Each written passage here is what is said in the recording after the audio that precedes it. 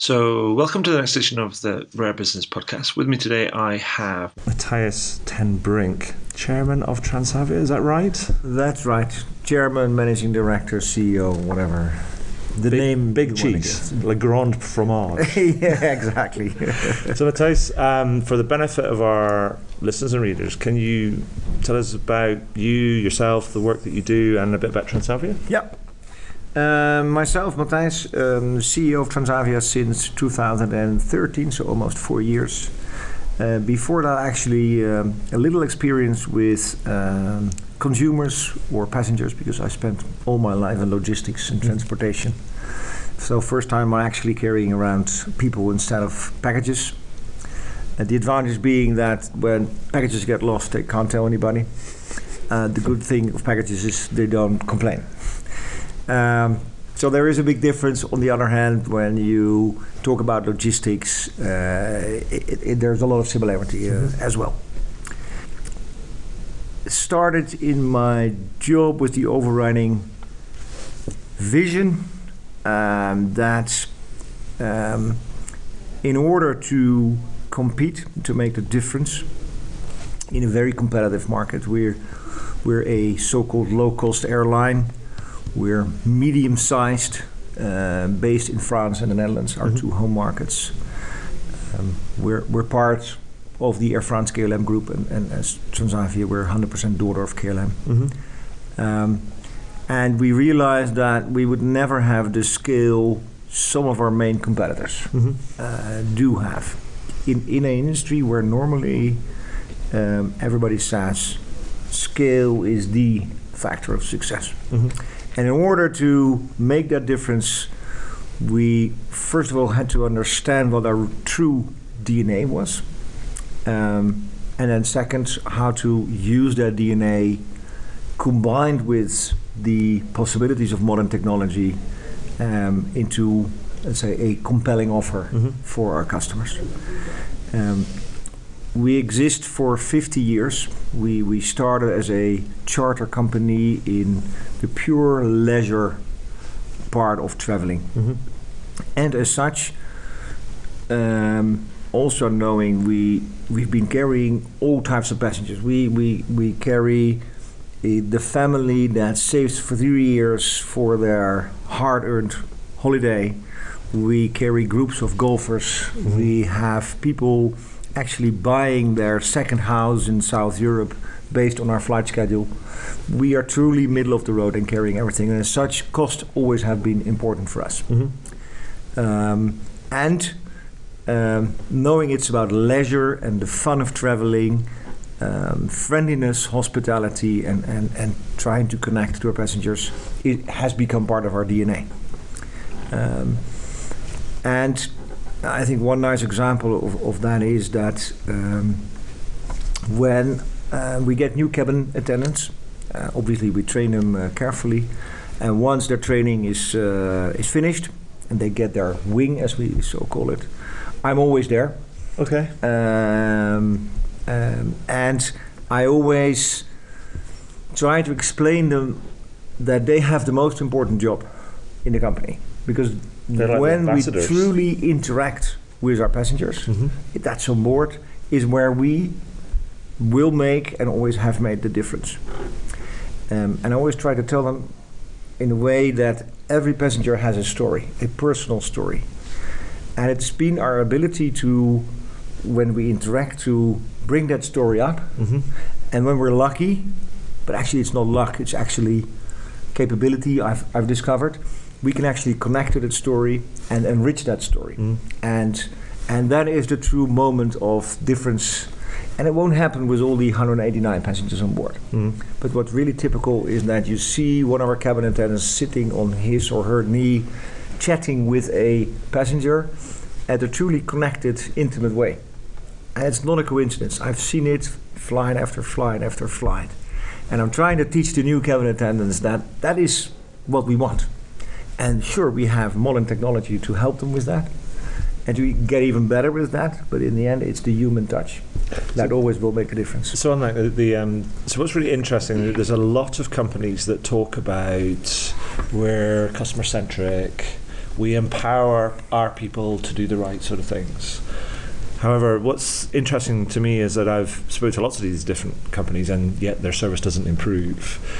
And it's not because they don't, the exec or the leadership doesn't believe in it. Is that when you dig into it, you understand. I've learned that actually there's a difference between telling somebody that they're empowered and helping them understand what empowered means. So it's almost a bit like. So I was speaking to a telecoms technology sort of firm. They say we're flat, super empowered, agile organization, and yet nothing happens. And actually what they figured out is it's like actually we have to learn how to be empowered, or what empowerment really sort of means. And so I think what'd be really interesting for me is that, because that's building it into your culture, but it's learning about what are the right things to do, or how to do the right things, or what's allowed, what's not allowed, kind of almost like where's the guide rails and things. So how do you do that? How do you build that sense of that might be a little bit strange or oddball, but it's the right thing for the right time at the right person? How do you build that into your sort of culture? I think it's always been about how we interact with each other. And that's how we came to the almost mathematical formula, which we say PX, which stands for passenger experience, matches EX, employee experience. And it's believing that the way we interact with our own people, with our colleagues, is in the end the way they will interact with the passenger. So when you talk about empowerment, you should not only say, you should really live it, set the example, and create a culture of safety where they actually feel able to make mistakes. And making mistakes is actually a necessity. If they don't make mistakes, I always tell them, they don't try hard enough. Obviously, we try to avoid making the same mistake twice. Try to avoid. And learning from those mistakes obviously is important. And that's where modern technology comes in, because now with all the data available, you can actually, with all the algorithms, try to improve that. But in the end, it's about the culture of safety that just try. Just like an experiential. And be yourself, be authentic. It's a bit difficult to explain in the English language, but in the Dutch language we have a difference in how you approach a certain senior person. You would say u, versus when you know somebody and you would say jij or je. And we just told them that we would like them to move from u to je or jij, to be a bit more familiar. But at the very same time we said, but if you're raised to even say u to your father or your mother, it's okay to continue to say u. If you feel that a passenger would not appreciate, it's okay to still. So the authentic behavior and for them the room to just find their own way is extremely important. And I think that's always been the way also my predecessors have been acting in their roles. So when I said I'm always present when they get their wings, the same would go for my predecessor, and the same for the one before him, etc., etc. So it's always been our culture to be there at those special moments, and to celebrate successes with the whole organization. And I think in that way we have built this unique culture of what now is labeled as customer centricity. But it's always been there. The only thing I had to do was brush it off and let's say put it in front of everybody and say, look at this. How cool is this? And then organize the company around it, and add the technology perspective in order to enhance it and to scale it. And so it's actually quite an easy job. So a lot of people will be listening to this going, damn it. It's not easy, it's hard. But so that reminds me of so occasion to speak to Michael O'Leary about Ryanair's experience. So, and the backstory is I wrote a piece on Forbes, and the headline was, "Does Michael O'Leary really care about his customers, or is he just being pragmatic?" When they had that big shift of strategy, and he wrote me a letter in reply to it, and I was like, "Wow, that's crazy." Not many people would do that. And I said, so I wrote back and said, "Thank you for your letter, blah, blah, blah. Can I do two things? Can I, one, quote the letter in a follow-up piece?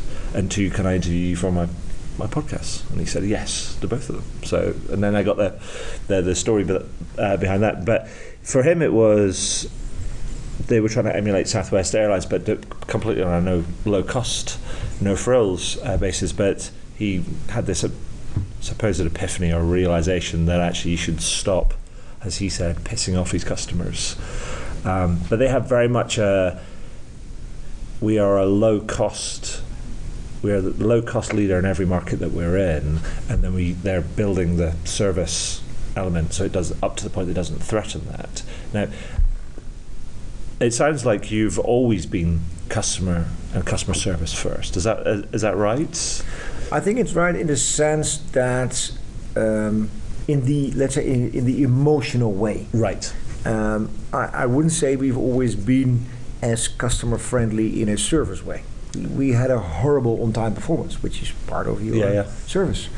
So we made a lot of mistakes in the past on the service front, but on the emotional connection part of service or customer intimacy, we've always been extremely good. And I think that probably is the challenge for all our competitors, having the scale they have and coming from where they come from, is to replicate or to create that unique culture we just inherited. So on the service front, he might be actually improving, which is, I think, is great, and all the numbers prove he's doing something right. But we said that's fine. We improve our service as well, but we'll continue to focus on that unique aspect of the Transavia way of working. And so you've alluded a couple of times to how you've used sort of technology and data to sort of enhance that. So can you tell me a little bit more about how that kind of how that works? And because that's basically data analytics and fancy AI technology, which is becoming the rocket fuel that kind of allows you to do more, I guess. But again, it started with the vision that our employees and our passengers are just part of the same equation, and that they come together in a flight. So we've built a concept, and we will translate it, by the way, also in an organizational form, of trying to simplify everything we do into the three journeys: the flight journey, the passenger journey, and the employee journey.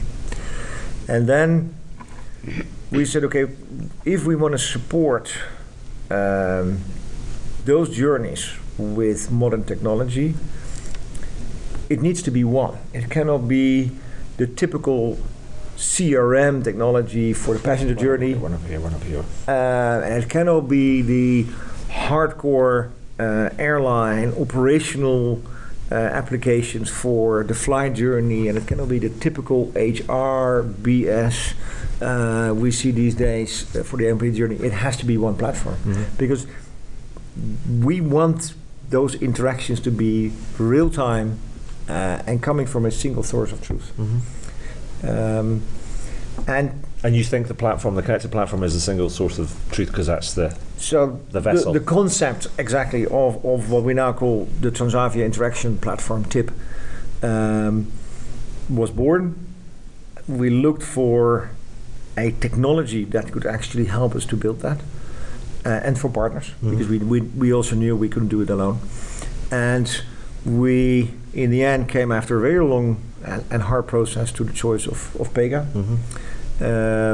As we felt they could best interact with all of our existing systems and feed data back and forth. And they had the concept of the next best action, which we really truly liked. And we, in the end, asked Accenture to step in to help us to implement actually the whole concept. And they liked it so much, they actually invested in the project as well. Wow. So here you see an example of what we used to call the Transavia ecosystem, because we realized that as a relatively small player, also for Pega, we get a lot of attention and a lot of support. And the same goes for Accenture. But that's how we started, and that's what we're building. Wow, cool. And so the other thing you kind of talked about, because I was involved in a panel with us. We were involved in a panel earlier on, and you alluded to it. Then you talked about this idea that you have this platform which you can all coalesce around. But then you started talking about sort of trying to build an organization and organizational structures that is adaptable and nimble and agile and all these kind of nice kind of things, but also still takes care of functional responsibilities. And because that's something I'm interested in. It's like this organizational structure of the future, that 20th century functional matrix, whatever they might be, are just not fit for purpose. Anymore. Yeah. And so can you tell me a little bit about how you're sort of wrestling that to the ground? Because I know there's other people, like, for example, ING have tried to build this agile sort of organization, how that's driving the transformation. I mean, are you going down a similar sort of road, or what are you kind of doing? I think we're trying to do it in 3 phases. At the very early stage of this concept of PX is EX. Yeah. We did 2 things. We started a leadership program, to introduce what we call a facilitating leadership style, meaning exactly what we talked about before, is creating a culture of empowerment, learning from mistakes instead of punishing people for it. So that's one.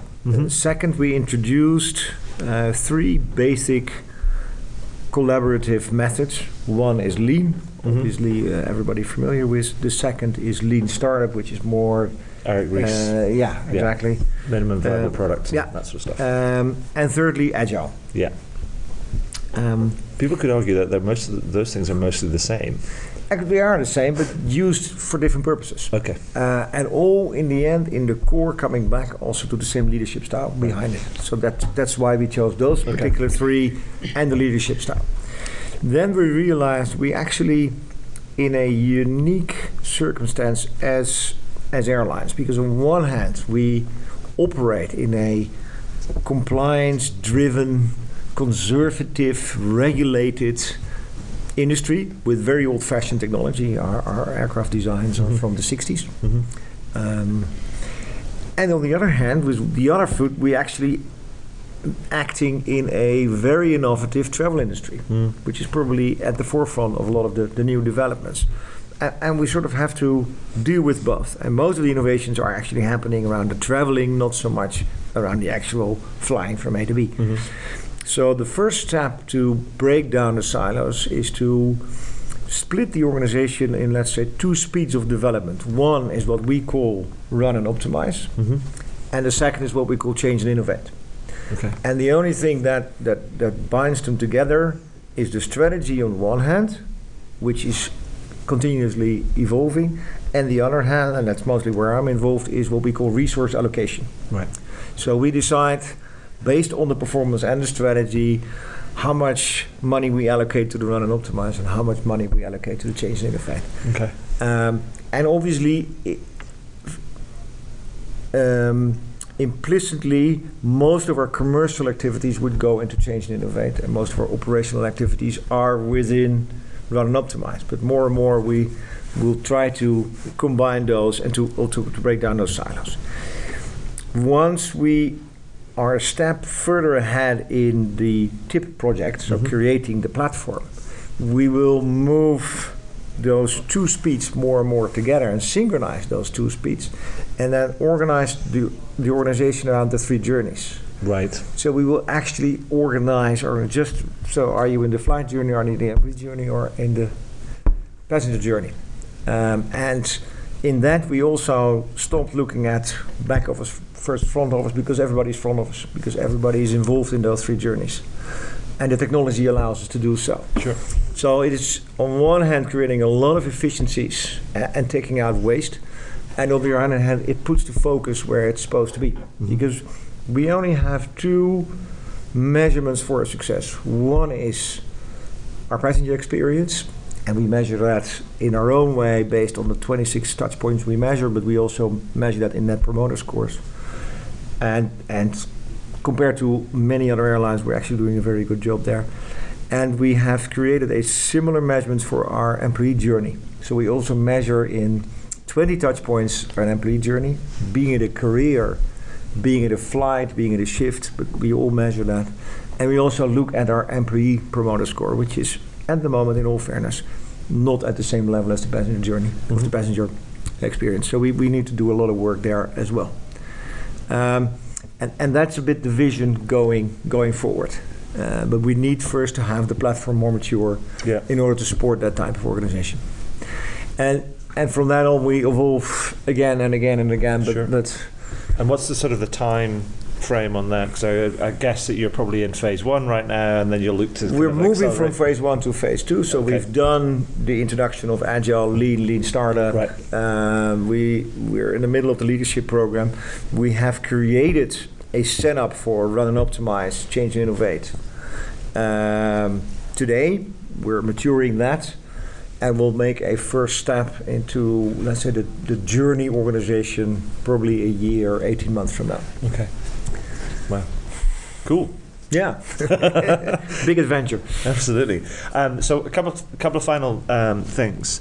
Also in the panel, you also referred to some really interesting research that you'd kind of carried out, or research findings that you carried out around fear, which I thought was fascinating, but also enlightening, because it talks to all the little things that you might not notice or might not pay attention to, and how it can make such a huge difference, but it also acts as an opportunity as well. So research on fear. Mattijs, over to you. Yeah. Obviously, we look at everything that sits in the way of a positive customer experience. Sure. And one of the things we came upon was fear or anxiety. Because if you really don't like flying, and if you're so preoccupied with the fact that an aircraft may drop down from the air, there's no way you can enjoy a nice service or a nice jet or whatever. Sure. We'll try to do. You're just so cramped. So we found that if we were able to reduce that level of fear or anxiety, we would actually open up our passengers for enjoying the moment of traveling. But we first had to understand where that fear came from, what moments that fear would present itself. And together with 2 hospitals and a university, we carried out a big research on actual flying passengers. We actually had kind of plasters on them measuring their anxiety level. Sensors, absolutely, yeah. And how much are you sweating and all that sort of the heart rate and all that sort of stuff. And even though some of the outcomes were sort of predictable, like landing, taking off, the moment when the engines go into stationary when you reach a certain altitude, when you sort of have the feeling it drops down a bit, those are fearful moments. But one of the surprises we came upon was boarding. Right. When you are pushing a lot of people at the same time into a very confined space. And the most surprising thing was, as I told also in the panel, the moment the pilot turns on the intercom to do his speech during flight. So normally after takeoff. And the way they normally act, there's always a little time before switching on the intercom and actually start to speak, because they sort of make themselves comfortable, put down their coffee cup or whatever they do, or put their headsets right, or I don't know what. And those 1 or 2 seconds are the most fearful moments in the whole journey. And while you cannot prevent all the other things from happening, because just the way aircraft works and fly, those are moments where you can actually make a difference. And so we've been helping our staff in, first of all, the awareness. Are you aware that this is actually happening, and are you aware how much influence you as cockpit or cabin crew have on anxiety? Is also how to teach them how to actually do better. And one of the things we've learned is that if they bring something personal into their speeches, something which explains that they have an interest also in landing safely and returning home safely, it helps immediately. So whatever you do, you talk about a party you need to go to, or whatever reason you want to have to go home, tell it. Right. Make it personal. Also, when you enter the boarding area and you see all those fearful people watching, oh, there's the crew, are they senior enough, or are they whatever? Make contact. Wave. Say hello. Say hello. And just talk with 2 or 3 passengers. Whatever you want to, just make contact. Very important. But we also used technology. We created a virtual reality movie, which you can actually now play also in your own phone and with the Google glasses or whatever, where you are actually sitting, or you feel you're sitting in the cockpit. And when you look around, a captain, a pilot will actually tell you what the typical device you're looking at is doing. And we know that fear comes from the perception you don't have control. Yes. And if you better understand how a cockpit works and how a pilot works, it already reduces the level of fear. So we're experimenting with that. On our website, we have tips for people, advice for people how to deal with fear. So fear reduction is a big topic for us in order to improve our customer experience. Perfect. I love it. So it's different. So it's a really different take, because there's a lot of talk about emotion and customer experience. Yeah. But there's a lot of fancy, fluffy kind of talk. But you're actually dealing with something that's quite tangible, which is it's flying, it's fear. How can we kind of alleviate some of that and do it in a really kind of concrete way? Which is, I think, it's kind of fascinating. Couple of final questions. So, what next? What's the big challenge next for Transavia? I mean, because you guys, it's I love the story. I love the what you're doing. It's a very there's not a lot of me too about it. This is us. This is what we're going to do. It's very individual, which I like, because it's like you're leading your market and doing your own thing, which is resonating with your customers. But what's next? What's over the horizon for you guys? What are the sort of the big challenges that you're thinking about?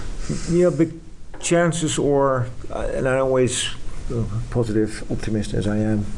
But one thing we're looking at, or we need to look at, is what will happen on the distribution side. How will tickets be sold in the future? And there are 2 developments we need to look at. One is the role of the Amazons, the Googles, the Facebooks, the Twitters, or whatever channel people are actually sort of in their normal lives. What role will they play in traveling and selling tickets? Where I strongly believe that fighting that development by further enhancing and promoting your own particular Transavia channel is a dead end in the end. So how do we know which are the winners of tomorrow, and where the customer preference in that sense will go to? And how do we connect to that? How do we continue to build a seamless travel experience? How do we stay relevant? How do we make sure our brand is still well recognized? How do we say we still get customer preference in that sense? And how do we keep an entry to the data? As those data enable us to improve day in, day out our service and the customer intimacy. So that's one challenge we will need to deal with. And by saying this will happen, it doesn't mean I have an answer. For me, that it's what agility is all about. I may not have the answer, but the answer will present itself, and then we need to move fast. Sure. The second development, which could actually support or interact with the first one, is is blockchain. Right. What will that do to selling tickets or reselling of tickets, traveling. What will it do for baggage tracking? Will it to all these different further, how do you say that, bring the power really back to the consumer? Then how do we act? Would we stop with what we do now is very inside-out revenue management? I think increasingly it becomes very difficult to explain that on the very same trip, depending on the moment you book and fly, there's a difference between $30 and $400. Increasingly, people won't understand and won't accept. So would we move to a world where we say, okay, we may have a weekend and a weekday difference, we may have a summer and a winter difference or something like that, but for the rest, our tickets are the very same price and everybody can sell them and resell them through blockchain. So at least it's secured and done. What would that do to my model? And those are the kind of questions we're asking ourselves, and we'll probably have to pilot and test them. Sure. In not so long future. I guess you've also got to kind of ask as well, it's like how much do customers, or how much will they want to get involved in all of that? Because the different customers will have different preferences, and some people go like, just take care of it, I don't care. And some people like go, yes, I want control, I'll do everything. I think it will go to the two extremes. Yeah. And nothing in between. Perfect, thank you. So I have one final question. It's a bit of a selfish one. It's my own piece of kind of ongoing market research. So I wrote this book last year called How to Wow, and I've been asking everybody I've spoken to since for their perspective on what is wow service or wow experience for them. So I'd be really interested to hear your views on that. I think there's a long-going development on its way where we've moved from products or commodities to products, from products to services, from services to experience. I think the next level, and I agree that with some of the other writers, so this is not something I invented myself, but I truly believe they're right. The next level would be transformation. And it means a real wow service or moment would be where you really do something transformational to your customer. And that could be going full circle back to the beginning when we actually are able to enrich their personal story in one way or the other.